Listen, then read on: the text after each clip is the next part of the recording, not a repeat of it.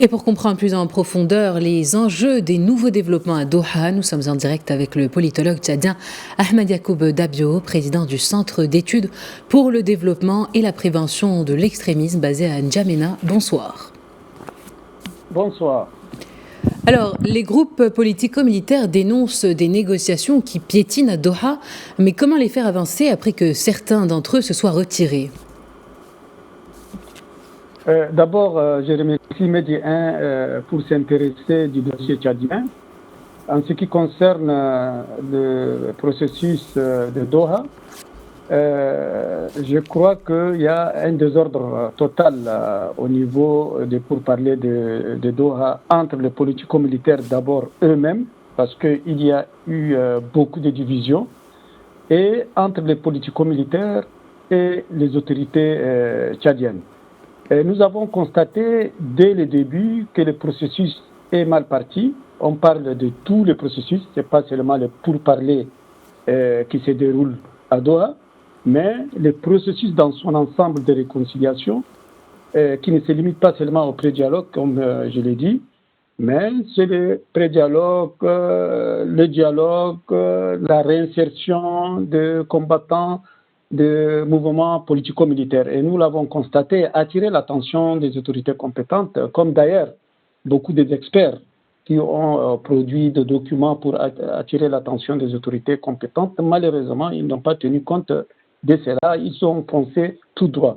Aujourd'hui, après 4 mois de dialogue entre les mouvements politico-militaires et le régime en place, il y a une sorte de blocus.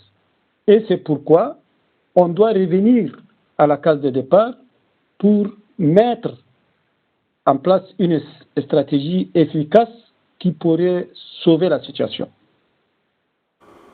Alors, vous le disiez à l'instant, il y a beaucoup de problèmes entre les groupes politico-militaires. On remarque qu'une trentaine de mouvements ont signé le communiqué annonçant le retrait des pourparlers. Et on remarque également que certains groupes très influents, comme le FACT, n'ont pas signé ce traité. Est-ce que tous ces signes sont le signe d'une désunion dans le camp des groupes politico-militaires ? Vous savez, la situation change d'heure en heure, de jour en jour. Il y a eu un communiqué hier d'une partie des politico-militaires qui ont suspendu les travaux. Ce matin, il y a une partie qui a dénoncé cette attitude. Et ce soir, il y a 1 heure à peine, on vient de recevoir un autre communiqué contradictoire. C'est pourquoi j'ai dit, même si vous posez la question aux politico-militaires sur place, il est impossible de vous donner la situation exacte parce qu'il y a une confusion totale, tant au niveau des politico-militaires qu'au niveau de la délégation gouvernementale.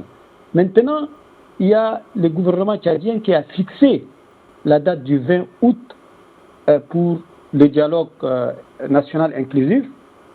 Moi, j'ai dit que les Tchadiens, dans leur ensemble, les 16 millions de Tchadiens, ne peuvent pas être pris en otage par ce qui se passe à Doha.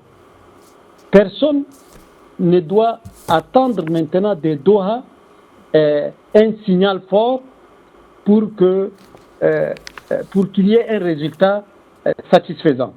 Les Tchadiens, les 16 millions de Tchadiens vont aller vers le dialogue, mais la réconciliation nationale et les pourparlers doivent toujours continuer même après le dialogue. Eh bien, merci Ahmed Yacoub Dabio pour vos explications. Je rappelle que vous êtes politologue. Merci beaucoup.